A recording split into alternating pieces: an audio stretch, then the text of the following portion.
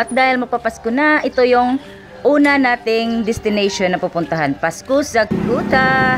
Ayan mga kalalabs, ay nagsama-sama kaming mga mag-anak. 7 rides ang aming dala.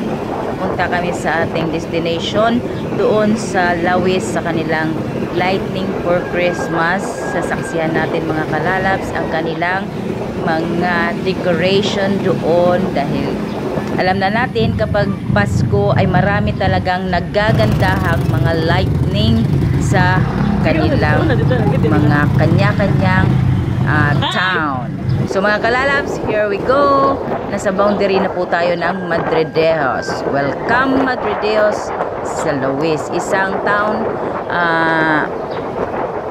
municipality pa rin to ng Bantayan dahil nahati po ng 3 municipality ang Bantayan. Yun po ang proper Bantayan, Madridejos at ang Santa Fe. So here we are, almost there. Nandito na po tayo sa plaza ng Madridejos. So mga kalalabs, papunta na po tayo doon sa ating first destination, yung Pasko sa Kuta.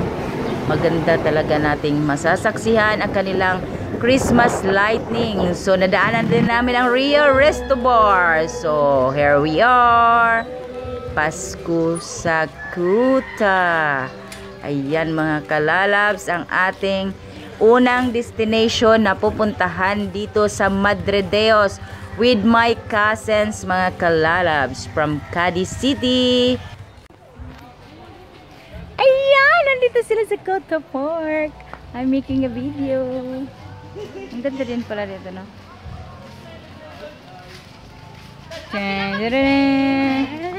Hello! Say hi!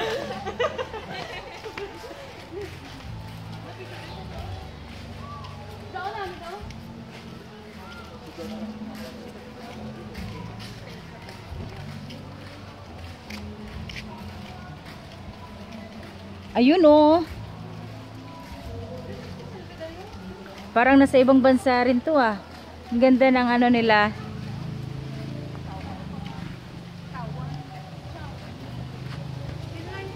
Ayun oh, parang nasa aquarium din.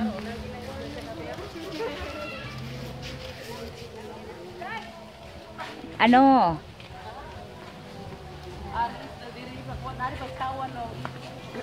In here na part mga kalabs, nandito na po tayo sa seaside. Ayan. Ay, unique Madridejos. Ayan. Ang aking cousin. Say hi! Ayan. So, iikot lang natin dito mga kalalabs ang aking pag-video dahil sobrang ganda talaga ng pag-lightning nila ng kanilang mga Christmas decorations na ano din nila ang kanilang mga decorations sa festival ng isda. Recycle ang kanilang mga decorations para mapakinabangan or magamit din ang kanilang mga decorations noong nagkaroon ng fish festival.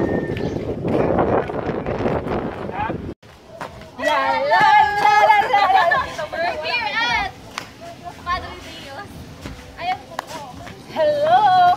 We are here in Kuta Park.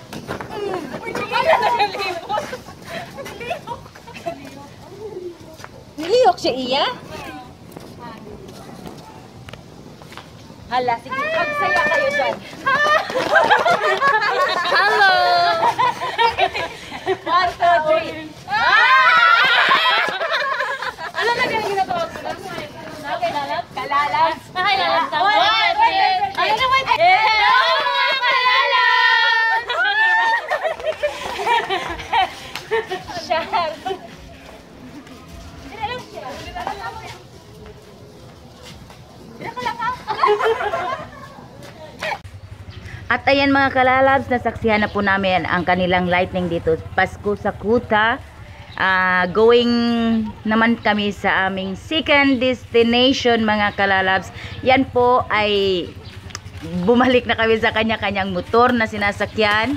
So, ayan ang aking mga cousins. Yan sila. And then, we're going to our second destination.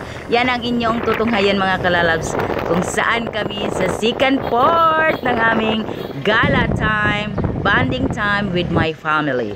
Thank you for watching!